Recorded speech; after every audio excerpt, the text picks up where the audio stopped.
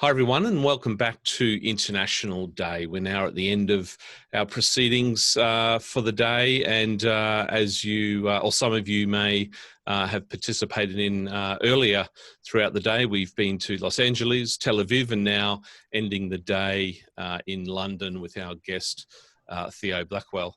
Unfortunately, Theo can't be with us in person this evening. He sends his apologies. But I was fortunate enough to grab some of his time last week to get him to share with us his presentation and also do a bit of a quick Q&A. And so without further ado, what I'll do is I'll ask Theo to take control and share with us his presentation. Theo, thanks for joining us, and over to you. Great. Thank you so much. And good afternoon, good evening, everyone. It's a pleasure to be able to do this presentation about London's progress towards being a smarter city. And I'll just take you through some of our thinking, our origins, and our direction of travel. And hopefully that will set up the background for a short discussion at the end. So I'm Theo Blackwell. I'm the Chief Digital Officer for London. I've been in post almost 3 years now.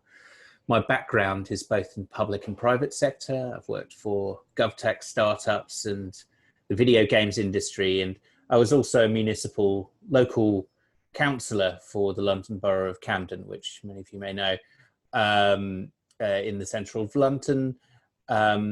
And so that gave me a kind of perspective of the use of technology, data, and innovation, both public and private sector. And I'll just start with a short history of London as a smart city. When I was appointed the mayor at London, Ted Weeks set out his ambition for London to be the smartest city in the world, which is quite a challenge. But actually, I came into office on the back of a fairly significant innovation over time. London introduced the congestion charge, which I think is actually quite a classic smart city initiative, in that, you know, we link cameras with data in order to meet a policy objective around reducing congestion. That's 2003. The Oyster Card, again, an early smart city device for people, to enable swifter travel, less queuing on the tube system. That Oyster system was supplemented by contactless travel in 2014, where Transport for London, the regional transport authority, which the mayor chairs, just enabled you to use your debit or credit card on the tube, again, meeting that objective of swifter travel, fewer queues. Really, actually, that intervention there helped popularize contactless at the time, more generally in the United Kingdom. So a London-wide smart city tool. And London has a tradition around open data. It was one of the first cities to adopt a really large-scale open data platform, publishing government data sets and local government data sets in one place in a consistent form, so it could be used by public servants, academics, and anyone else who wanted to use them. And that's been iterating over time. And over the last few years, we've seen congestion charge, obviously built on the basis of congestion charge, the ultra low emission zone, move towards open calls and challenge-based innovation. How do we scale? How do we talk to the tech sector, prototype solutions to civic problems and scale them across London? And we're now moving towards thinking about what our next iteration of a city data platform, going beyond open data and seeing how we can share closed data as well. And the basis of our work, in a sense, I'm coming to the end of phase one, was to deal with the challenge that London and other cities face, cities large and small, is how do you get the most out of the tech sector to meet citizens' challenges? And particularly, how do you scale ideas across administrative boundaries? And London has 32 boroughs that sit below City Hall. They all have are independent of City Hall, so our levers, planning policy and commissioning money. And so how do we bring people together to move collectively in the right direction towards more digitally transformed services? So we identified 5 areas, and I call these sort of fixing the plumbing. And all of these, I think, help us reduce the friction in scaling innovation in our city.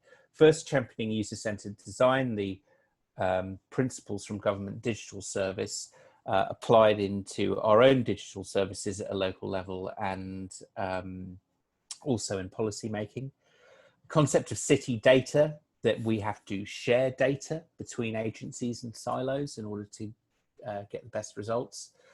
Investment, of course, in connectivity, in particular, how do we mobilize public assets to really ensure that London has a proper fibre spine for the arrival of 5G. There's a lot of legacy copper in outlying areas of London that we need to address. The digital skills of public service, and obviously jobs and a diverse tech workforce is really important in its own right, and also it's a major demand of politicians. And citywide collaboration, that's not just saying this glibly, it's actually considering that we need to develop new institutions to collaborate in a new way. So what do those look like? So I wanted to talk here about one of those things, which was the concept of city data. And I think this is fundamentally important. I just can't really talk about being a smart city without talking about how you bring data together in one place. And as I said before, the data store was built in 2010. It's been through various iterations to broaden the group of publishers, particularly in 2014, 2015. And its current status is it's got about 6,000 data sets, mainly supporting planning, environment, economic analysis and policy development. So kind of more the staffing, the kind of medium term thinking that London as a planning authority needs to do. And actually as a city we need, and if we didn't know it before, the crisis response certainly taught us that we need to develop our expertise in more real-time or near-time data, so we can give better analysis about what's happening on the ground tomorrow, rather than just having expertise in what we want to happen in the city in 2 or 3 years' time. And so we've been doing quite a lot of work on how we create a new data store that allows us to work with partners better. And the concept of a data store being something that links data across the city rather than gathers it. So our track record so far has been building in this direction, that we've created specific tools with specific purposes that has allowed us to develop quite a strong set of use cases where we've been able to share open and closed and private data together for certain purposes. Infrastructure mapping to bring together the construction and utility sector, so they're digging up the road once rather than 5 times. They're coordinating their data and their future investment plans, and obviously has benefits for reducing congestion and also saving costs for the private sector. Mapping our underground assets, as you imagine, London has quite a few, and large construction projects are often delayed because we're discovering a sewer that we didn't know about, or an old asset that someone had put there that hadn't been recorded from the 1960s. A major area for us is how we bring together data, live data around the planning system, and also other mayoral priorities such as violence reduction and the environment. And I'll just delve a little bit into one of those because it's a real example of how we're bringing together universities, the private sector, and various bits of the public sector. And our work around air quality, which is built around our network of air quality sensors, obviously top mayoral priority in peacetime, has what we've been able to do is repurpose that work, which was on the cusp of providing a live API to give you a kind of weather report style air quality report for London over the next 48 hours for citizens. We've been able to repurpose it for the purposes of the response, what we called our COVID busyness project.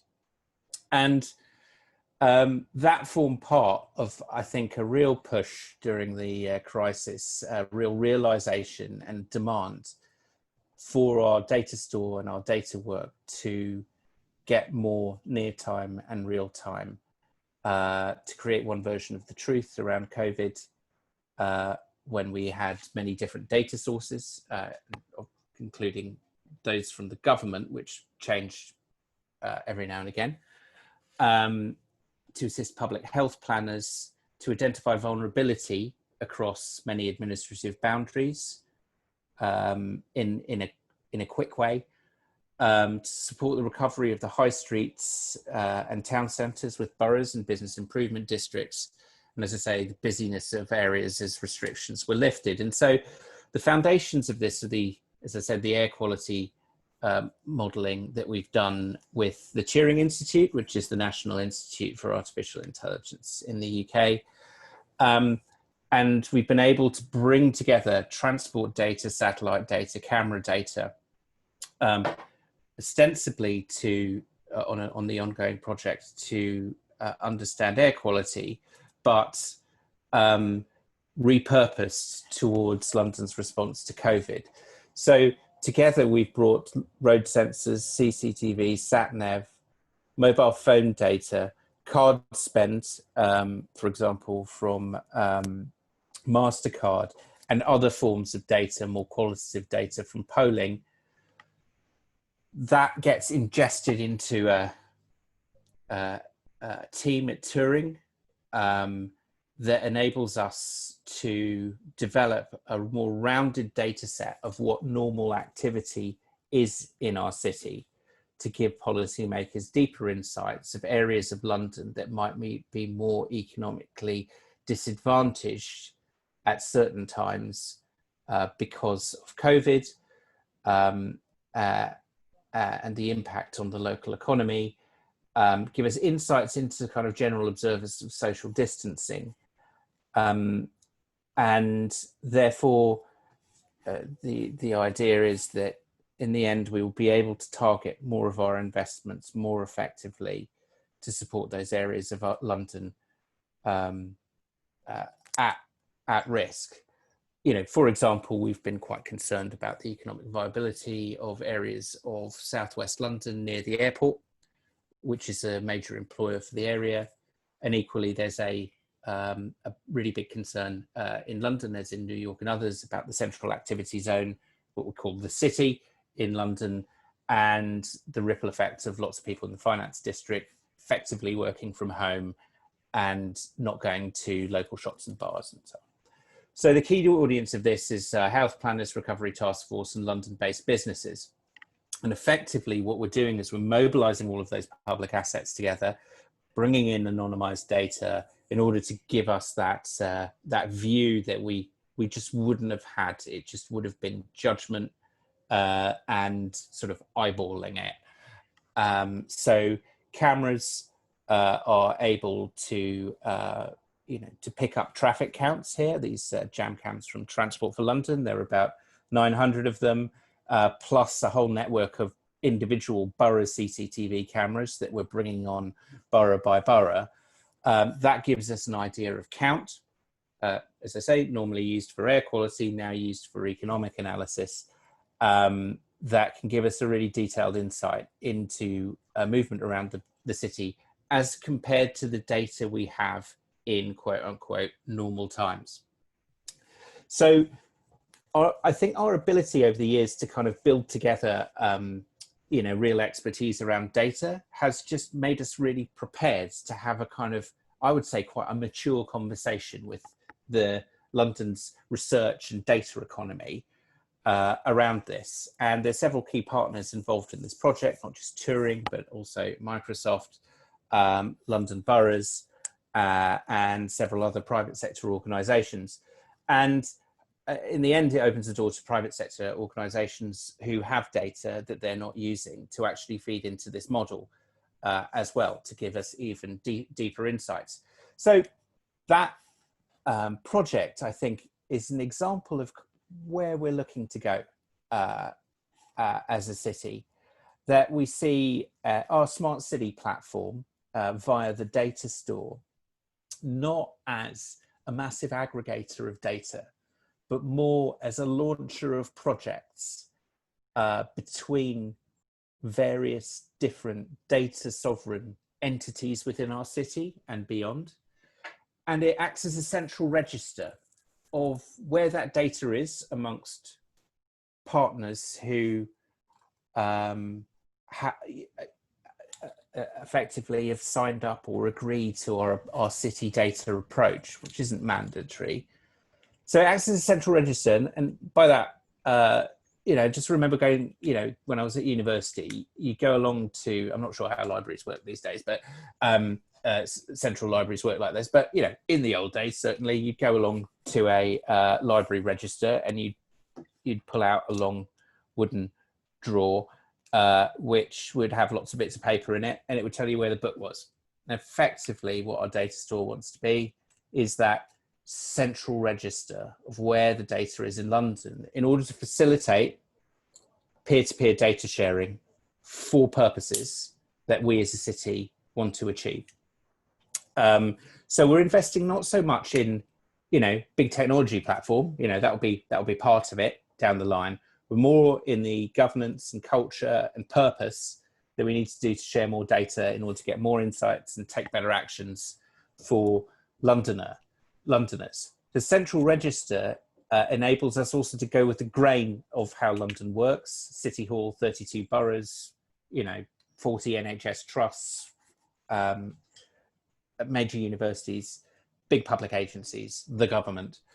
And going with the grain enables us to get that thing which I think is absolutely crucial for data sharing, shared purpose and understanding about what you want to do.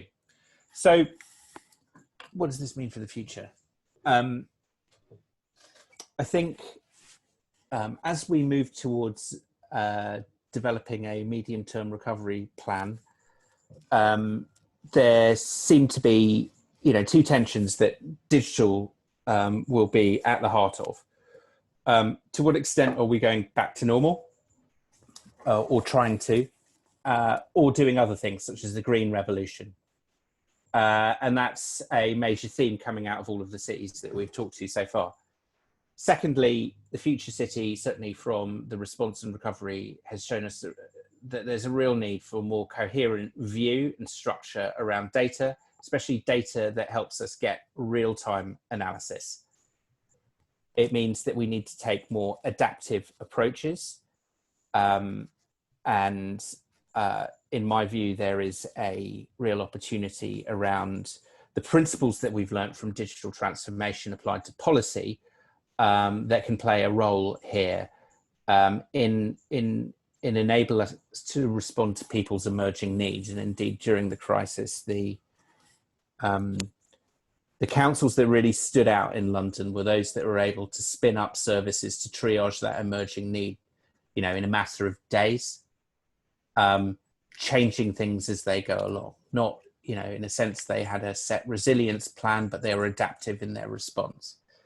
I think the future city will move towards more of a sensor-rich environment, and that's, I think, part of the conversation, but not entirely, around 5G.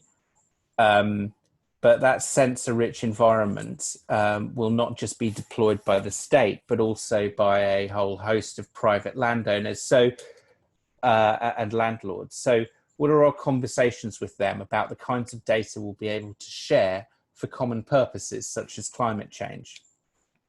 And finally, I think this leads to a more general discussion with the public that I think cities need to lead. And we're starting a discussion for an emerging tech charter in London, drawing from maybe about 5 or 6 different cases where we've considered sensors and data and their uses, from live facial recognition technology to the deployment of air quality sensors, to guidance around connected autonomous vehicles.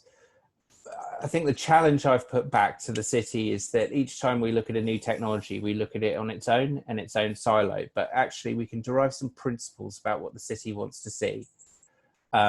Good communication with city regulators, the adoption of design principles, working with citizens, which of course we can assist with, assurance around privacy and cybersecurity. Some of these are legal requirements, but we want people to go beyond the letter of the law and practice the spirit of the law as well. And I think those ground rules, I think, are ones that I think were necessary direction for us to go, because ultimately the wealth of data in our city has a potential benefit, real benefit for growth, but also for civic purposes, but only can be really won with public trust, and the governing role of the city in the future city will be really, really important.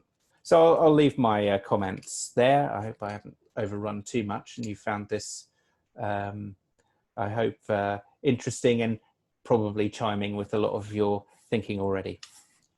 Yeah, that's been a fantastic overview. Thank you for that. I've taken some notes here, and I want to sort of convert these into some questions, maybe for some deeper discussion briefly. Can I start with a sort of a broad sweeping one around COVID? What has the pandemic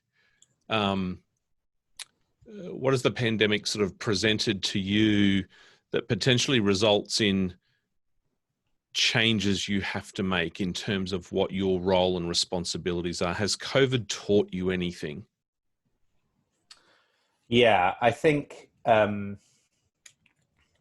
won't go back on the point about the importance of near and real-time data, but it certainly has meant that the existing work that we were doing around data has taken higher prominence.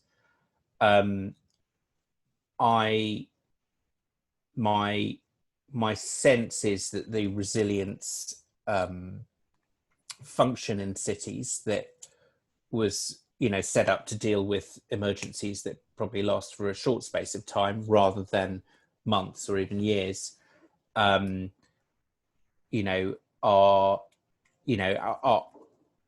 needing to adapt to think about how they can be, in a sense, deploy innovation into the equation, because they're quite command and control structures. And I think, thirdly, and I would say this, wouldn't I? From a local government perspective, I think, similar applies to central government. I think if the central government was going to look at a potential wave 2 here, it would bind in local government a lot more than it initially did. I mean, there's a kind of, I think at the beginning, bit of panic, reach for the levers, go central. And it's that local responsiveness that really needs to come to the fore in the future. Yeah. Okay. Thank you for that. Diplomatically. Yes, of course. CCTV, you mentioned that a couple of times. Can you give us a sense generally of where you're at with the community and the issue of privacy? We certainly, I don't speak on behalf of everyone in Australia and New Zealand, but there is certainly a heightened level of awareness around the capture of data of citizens in all different types of way. Cameras are always one that at times present a level of concern. We've had some large deployments and extensions of CCTV networks here in the country, and have certainly fueled a lot of concern. I mean, all that you need is a Chinese-made camera, and the next thing you're being sort of accused of being in bed with Huawei and the Chinese government. It's a really sensitive one on many levels. Where are you at on privacy and the conversation with your community? Yeah, so we piloted live facial recognition technology around 18 months ago. So the Metropolitan Police did, and then the mayor asked for an ethics panel to sit on top of that. And there's also been some sort of legal cases in Wales where there was actually a successful appeal by a complainant, which reinforced a position that we'd taken, that live facial recognition technology is is not just a sort of minor iteration of CCTV. It is live facial recognition technology, so therefore requires its own legislation. So our position is that the government needs to specifically do that. At the same time, I think that this is a live issue because a lot of cities will be coming up to renew their existing CCTV infrastructure, and there's just more functionality there.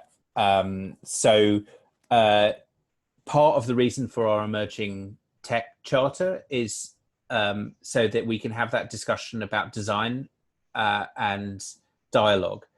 London has for quite a long, London and the United Kingdom has, yes, had a debate about surveillance technology, but broadly speaking, there's been a high level of tolerance towards security cameras for prevention of terrorism and crime, antisocial behaviour. But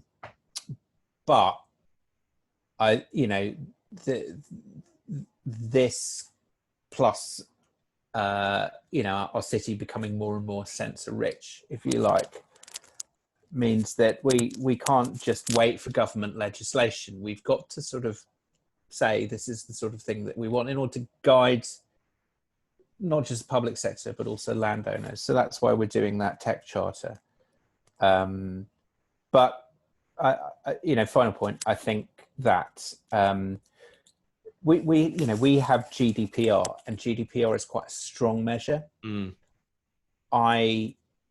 I still think GDPR has a way to go to be understood in the smart city domain, and us having and I think that will be the kind of entry point for a lot of that discussion, where it will be our city charter on emerging technologies. Just open up the door, as I say, to not just to engage with the letter of the law, but the spirit of the law. Why are you collecting this data?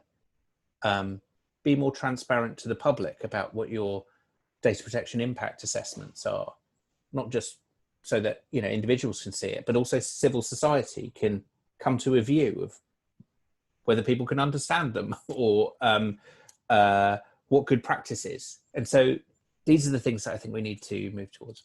Yeah, okay. So switching gears from privacy, I'd like to touch on 5G. In New Zealand, not so in Australia, but I suspect it's not far away, we're burning 5G towers to the ground. They're the curse of the modern digital transformation era. It's a prickly topic. What is your hope for 5G or from 5G, from a data and a sort of services perspective? If we could focus on that, what is your hope, and what is your level of engagement in the deployment of that technology, that next generation network? Yeah, so that's a really good question. I mean, during the coronavirus crisis, you may have picked up, there was occasional bit of resistance and threats of violence towards some operators, installing kit. I mean, not actually 5G kit, but just installing kit that people thought some people thought were 5G kit, and as with ever with conspiracy theories, you need to also be aware that some of them have rather dubious origins in terms of foreign actors as well. So we do have quite a lot of investment in 5G in London. I still think there's a big debate to be had about like the use cases as applied to the city. It's undeniable that speeds are a major selling point. But I think that we commissioned a report by the Digital Catapult, which looked at the emerging technologies that London was strong in and will grow over the next 10 years. And that was published a couple of months ago. And the strength of clusters. So I think, what we'll see is industrial application first, crossover. And the crossover will probably come through cultural applications, augmented reality, virtual reality. And I think you'll probably see integration into public art over the course of the decade. But the real benefit that I see is the ability for expertise, whether it's medical expertise or engineering expertise, to be deployed at a site remotely.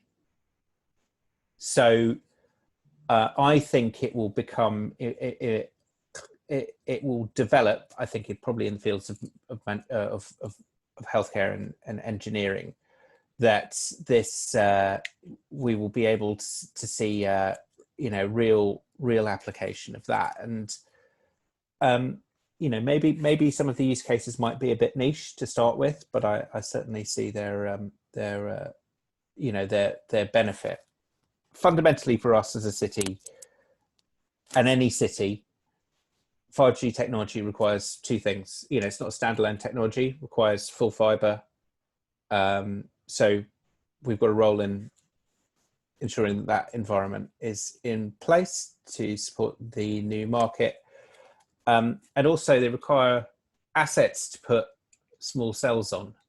Who has more assets in a city than, in its various forms, the city? So whether it's our lampposts, which we've apparently got 600,000 of, or lots of public buildings, there's a play for the city here that perhaps didn't exist with previous technologies. That, going back to your question, takes us back to, well, if there is more of a role for a city and people are saying, what's the use of this technology, or I'm a bit afraid, the city does have, again, a role to play here. Not just rebutting conspiracies, but actually saying, we're going to get some benefit out of this for you, the citizen. We're not just conduits of the growth of technology firms. Yeah. Thanks for addressing that one. Final one, Theo. You referred to data for common purposes. You referenced climate change, for example. We're a firm believer, and always have been at the Smart Cities Council, that this is an agenda. Smart cities is an agenda really around technology and data for good. And we love the idea that tech and data can help accelerate sustainability outcomes, solve wicked problems. Many are sort of citing this decade leading up to 2030 as the defining decade. We have the Paris Climate Agreement, the UN Sustainable Development Goals. Can you share just a little bit around how London's technology and data agenda is for the purpose of helping to sort of drive sustainability and sort of achieve, or help achieve, or indeed accelerate the achievement of some of those really important outcomes that I know the city holds dear to its heart and has for some time? Yeah, that's a really good question. And, in my presentation, in a sense, I'm setting out how to create a platform for many different parties, private sector, research, academia, to collaborate around defined purposes. There'll be some things that some sectors don't want to, for legitimate reasons, will kind of go, well, I don't want to put necessarily my data out there. Private sector may well feel that, but what I've found is that for the environment. That's the one kind of unifier that, when, private sector might not want to share it, commercial floor space information to their competitors, fair enough. But they will, if we give them a good purpose, a defined purpose, we can definitely make steps that we've never done before. When I joined as CDO, the conversation with the private sector around data was still at the level of the city should publish its data so we can innovate. And I think that's changed. I think there's a recognition that there's capabilities at a city level, and that the city brings players that the private sector can't bring together, that there's a trusted platform for us to share data. And there's a greater sense with some organizations that obviously data is their asset, and they also have social responsibility and environmental objectives as citizens of the city as well. So I think we're in a different place, and we've been working with the body London First, which is representative of London businesses, on something called Data Commission, which is saying, well, what are the use cases we can all agree on?